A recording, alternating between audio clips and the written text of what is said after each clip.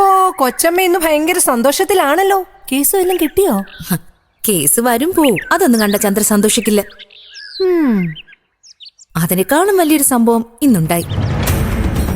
Advocate Parameswaran എന്ന് കേട്ടിട്ടുണ്ടോ? Advocate പാർവതിയുടെ ഭർത്താവാണോ? തമാശ. ഇന്ന് ഈ സിറ്റിയിലെ മികച്ച വക്കീലന്മാരുടെ കൂട്ടത്തിലാ പരമേശ്വരൻ സാറിന്റെ പേര്. അദ്ദേഹം ഇന്ന് വക്കാലത്ത് ഏറ്റെടുത്തു. ആരുടെ ആയിരിക്കും? നിന്റെയാണ്. ഞാൻ കേസുകളിലൊന്നും പ്രതിയല്ലല്ലോ. പ്രതി ആവുമല്ലോ അടുത്ത് തന്നെ. ആ, അതാവും.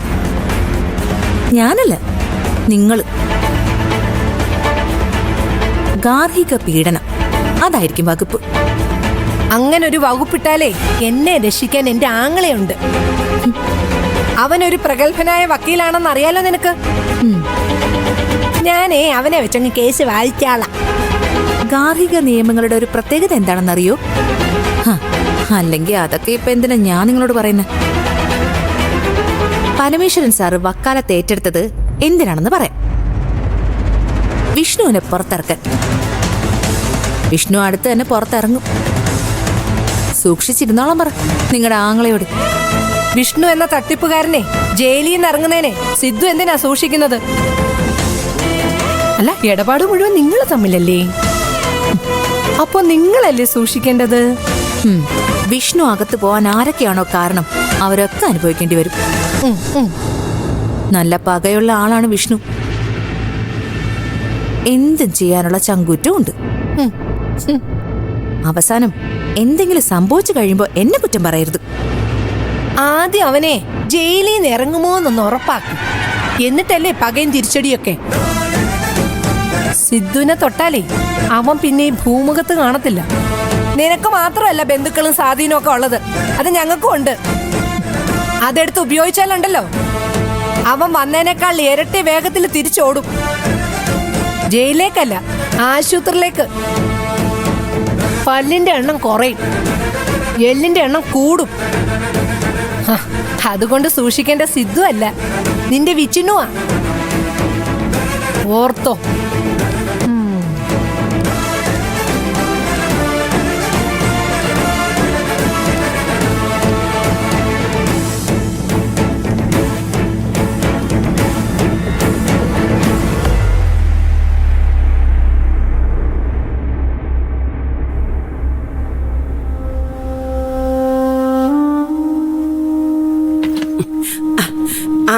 ഹോസ്റ്റൽ ഒഴിഞ്ഞോ മോളെ?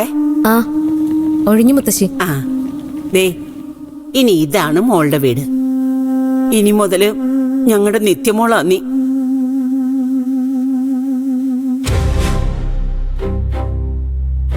മോൾക്കിവിടെ നിത്യമോളുടെ മുറി ഉപയോഗിക്കാം.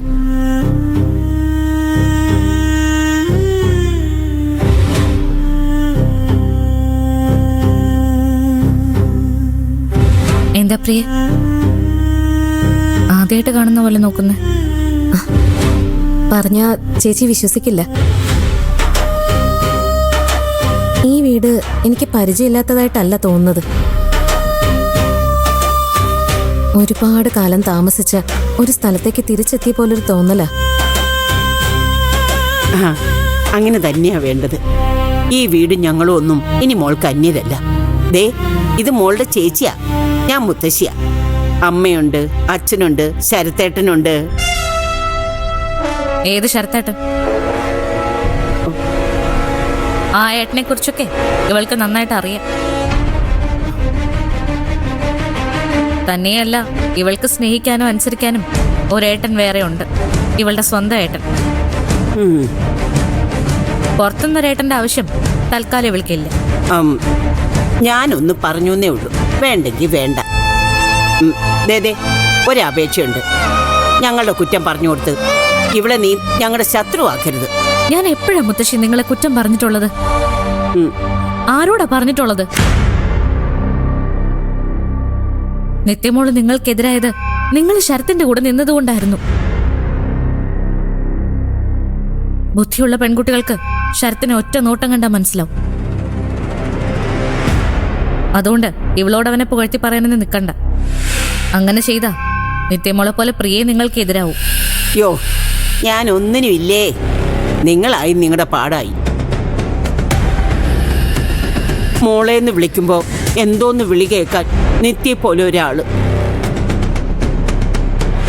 അതാ ഞങ്ങൾക്ക് നീ. മോളെ എപ്പോഴും ഇവിടെ ഉണ്ടാവണം, അതേ ഉള്ളൂ ഞങ്ങൾക്ക്. ഉണ്ടാവും മുത്തശ്ശി, ഇനി ഞാൻ ഇവിടെ തന്നെ ഉണ്ടാവും. അത് മതി, മറ്റൊന്നും ഞങ്ങൾക്ക് വേണ്ട. പ്രിയവാ.